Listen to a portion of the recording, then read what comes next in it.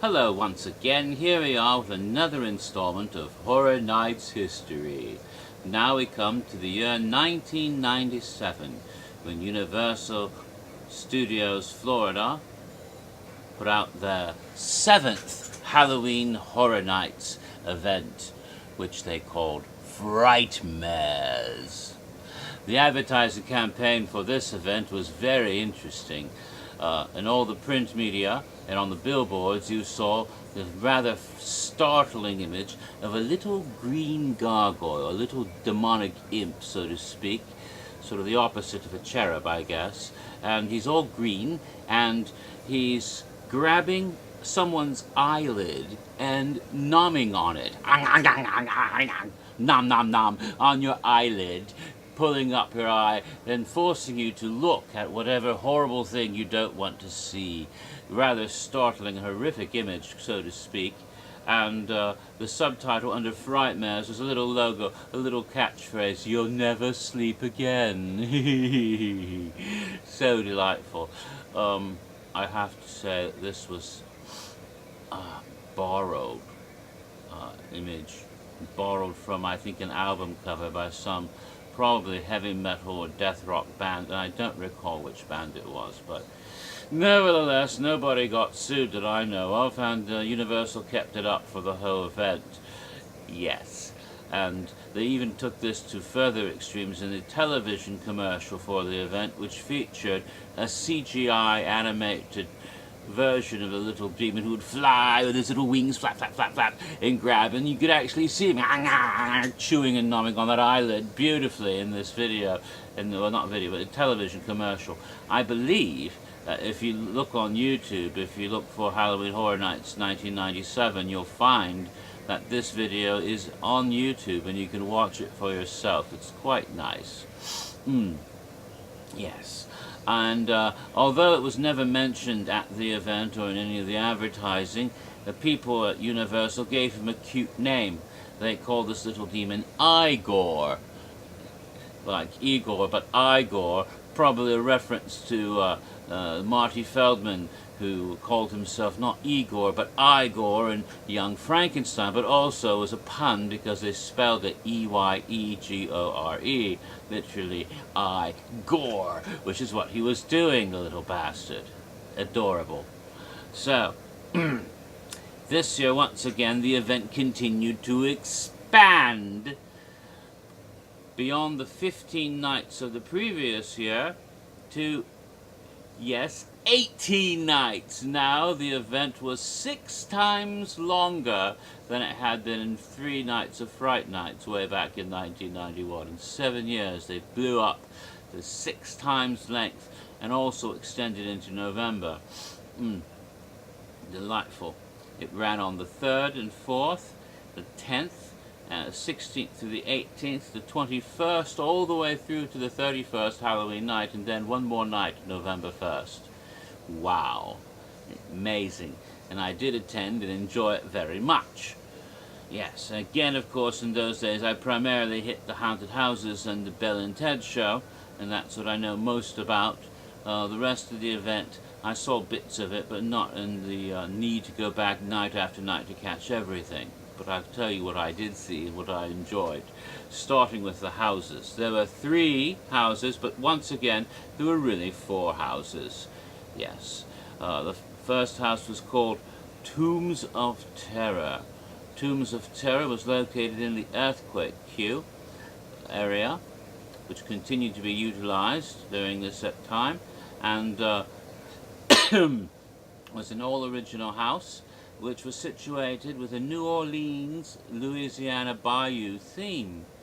A theme that will continue to appear, as of course the parade itself had sort of a Mardi Gras-esque feeling to it, and which will continue this year, of course, when we have a zombie gras going on in San Francisco. So the New Orleans horror traditions will continue, traditions including, of course, New Orleans is filled with all sorts of wonderful horror traditions, from pirate ghosts to zombies and voodoo, and of course Marie Laveau and Anne Rice, who lived in New Orleans for many years and set many of her books, from the Mayfair Witches to the vampires in New Orleans, and it's filled with houses that are in wonderful mansions and hotels and all sorts of establishments that are reputed to be haunted to this day. And if you visit New Orleans, you'll find wonderful ghost tours, the beautiful Lafayette Cemetery, and it was something like that Lafayette Cemetery that you entered when you went into the house. This was also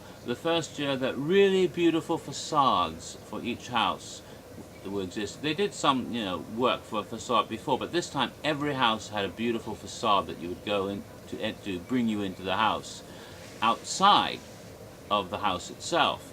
And so this tradition really began in 1997 and continues to this day. There are a lot of people who are always interested about the facades for houses and want pictures of them every year, and they'll be thrilled to know about this. So go into this house. You entered into this beautiful New Orleans style facade with the grill work and everything, like you're going into a house, and you found yourself taken into the cemetery, perhaps Lafayette Cemetery number 1 in New Orleans, we don't know, but whatever cemetery it was, you find the spookiness and graves, and then you entered deeper into the dark and into the swamps, and you encountered all sorts of scary things, like vampires, of course, very Anne Rice sort of things, after going through the actual mausoleums and tombs, and swamp creatures, and eventually demented Cajun swamp people with chainsaws, good old chainsaws. All of this in the house was wonderful. Also in the house was our lovely friend, the Rat Lady. Yes, she appeared every year, sometimes in a house, sometimes outside. This was one of the years when she was indoors, in the tombs itself. So when you're going into one of the mausoleums, you would see a tomb in which a living woman was surrounded by rats, of course, with some nice plexiglass so the little rats wouldn't jump out at you and get away. And you could enjoy it tremendously, which I did. Oh yes, delightful house. Of course, the Universal House of Horrors continued as it ran, as I said, for 4 years in a row. This time they changed the name of it to the Universal's Museum of Horror and gave it a more museum-esque appearance. Once again, we had it separated into 2 separate houses, one of which was sort of classic Universal monsters with your Frankenstein, Dracula, Wolfman. And the other side was done up in a style of modern-day horror and included such things as, I believe, the Texas Chainsaw Massacre and I think Nightmare on Elm Street, I think maybe even Friday the 13th, and Scream and other such things, but also had a lovely scene from Candyman that year, which tied in with the whole, in a way, with the New Orleans theme, because if you had seen the second Candyman film, which I think had come out around that time, it was titled Candyman Farewell to the Flesh, and dealt with New Orleans. Even though the first film had been set in Chicago around Cabrini Green, they moved the whole thing to Louisiana, New Orleans, and so in an odd way there was a connection there. So all of that was going on. Interestingly enough, for those of you who are completists, the third Candyman film released after that, direct to DVD, was set in the Southwest and had a Mexican Day of the Dead theme. So there we go, because we have that coming this year as well. So all of these wonderful characters were there in the modern side of the House of Horrors. Delightful, the Museum of Horror, done up in this style. This was all in Soundstage 22, both houses. Now, the third or fourth, depending on how you read it, haunted house was called Hotel Hell. Hotel Hell was set up like in Nazerman's, and again had a beautiful facade, and so did the Museum of Horror, by the way. It went through its archway Museum of Horror, and here you went through into the building set up in New York's Nazerman area, and you would find yourself first, of course, in the check-in and lobby area, and eventually go through the hotel in different rooms and places, including the kitchen and restaurant, and you would find the hotel was haunted and filled with demonic ghosts and dead, the ghosts of dead guests, of course, and the staff, the bellboy, and the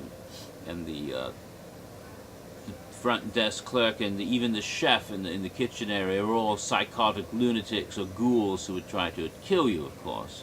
And even in some parts of this old nasty haunted hotel, you'd find derelicts and and what we would call homeless people today, but in the advertising then they actually called them violent bums, a little bit un-PC, and these people would come after you as well. So it was quite lovely, a haunted house in Nazerman's that year. So those were 3 remarkable houses we had. Once again, we only had 1 scare zone in 1997 again, because we had the parade back again, and so the scare zones were limited to Amity Village, Midway, with the Midway Bazaar brought back again. The Midway Bazaar would continue for many years, so you would find your usual assortment of carnival-esque horror, including, of course, your demented evil clowns, an iconic image that would ultimately be expressed by Jack 3 years later. And so, enjoying all of this, fog-shrouded Midway continued. The parade itself was quite lovely. The Lord of Darkness was given his own float, which he would keep for a couple of years, usually filled with hot, hunky demons dancing around, while he himself lorded it over in his own massive, muscular, and kind of sexy way.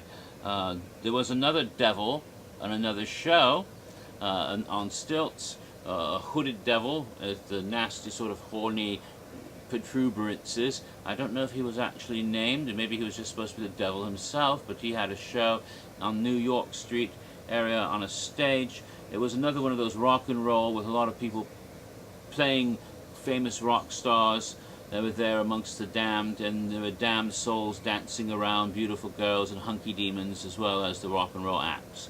And that show, I think, was called, basically it was called Frightmares.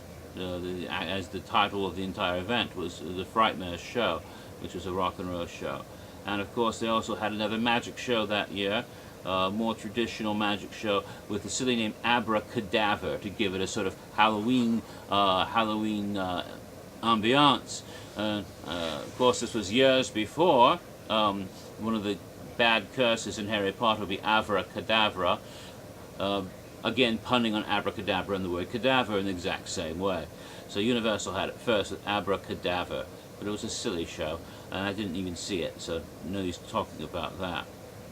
Now, the show I did see, of course, was once again the lovely Bill and Ted show, and that year I also remember quite well that Bill and Ted was all Star Trek themed that year. In fact, they subtitled the show The Final Frontier. So it's Bill and Ted's Excellent Halloween Adventure 6.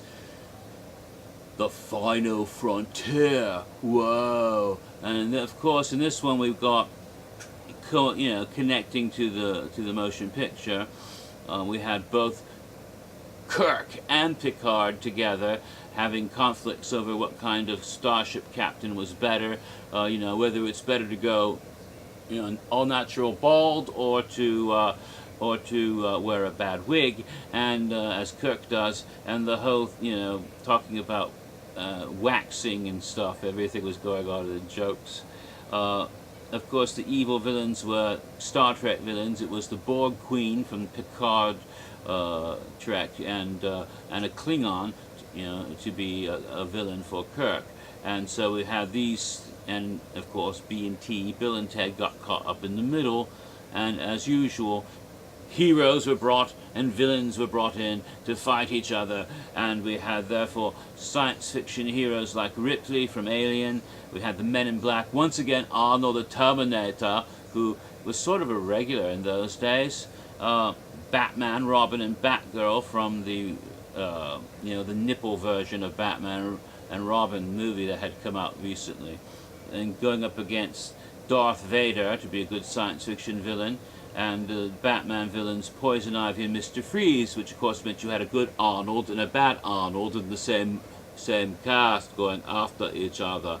I remember a joke for Mr. Freeze. They played the Christmas snow miser, I'm Mr. White Christmas, I'm Mr. Snow, for him, which was silly. And the Ghostface Killer from Scream, which was a hit at the same time, was there as well. And they all fought around. And with almost every year during this era, they had the DeLorean come in, and you would always have some unexpected person. Doc Brown came in the DeLorean back way in 1991. Now they would make a running gag of having some unexpected person come out. The cast of Seinfeld came out of the DeLorean that year. And there was all sorts of silly things. They sang songs, "Wannabe" from the Spice Girls, for example, and the Ghostface Killer turned out to be Austin Powers, baby, and good triumphed over evil. And I'm running out of time.